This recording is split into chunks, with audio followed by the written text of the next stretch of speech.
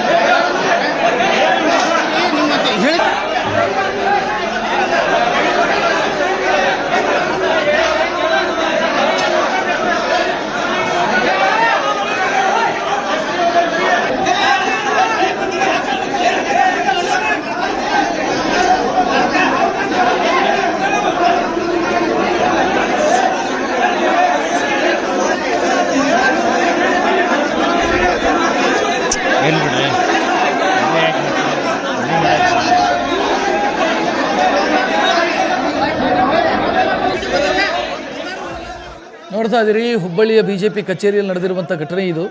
ಊಟಕ್ಕಾಗಿ ಬಿಜೆಪಿಯ ಕಾರ್ಯಕರ್ತರು ಮುಗಿಬಿದ್ದಿದ್ದಾರೆ. ಕುಂದಗೋಳ ವಿಧಾನಸಭಾ ಕ್ಷೇತ್ರದ ವ್ಯಾಪ್ತಿಗೆ ಸಂಬಂಧಿಸಿದಂತೆ ಕಾರ್ಯಕ್ರಮ ನಡೆಯಿತು. ಕಾರ್ಯಕ್ರಮದ ನಂತರ ಊಟಕ್ಕಾಗಿ ಬಿಜೆಪಿಯ ಲೋಕಲ್ ಲೀಡರ್ಸು ಕಾರ್ಯಕರ್ತರು ಬಂದಂಥ ಸಂದರ್ಭದಲ್ಲಿ ಅಲ್ಲಿ ಏನು ಜನ ಎಷ್ಟಿದ್ದಾರೋ ಅದಕ್ಕೆ ತಕ್ಕದಾದಂಥ ವ್ಯವಸ್ಥೆ ಇರಲಿಲ್ಲ. ಅಂದರೆ ಕೌಂಟರ್ಗಳು ಜಾಸ್ತಿ ಇರಲಿಲ್ಲ. ಇದರ ಪರಿಣಾಮವಾಗಿ ಊಟಕ್ಕಾಗಿ ಕಾರ್ಯಕರ್ತರು ಮುಗಿಬಿದ್ದಿದ್ದಾರೆ. ನೋಡ್ತಾ ಇದ್ದೀರಿ, ಪ್ಲೇಟ್ ಸಿಗದೆ ಕಿತ್ತಾಡಿಕೊಂಡಿದ್ದಾರೆ. ಆ ದೃಶ್ಯವನ್ನು ಗಮನಿಸ್ತಾ ಇದ್ದೀರಿ.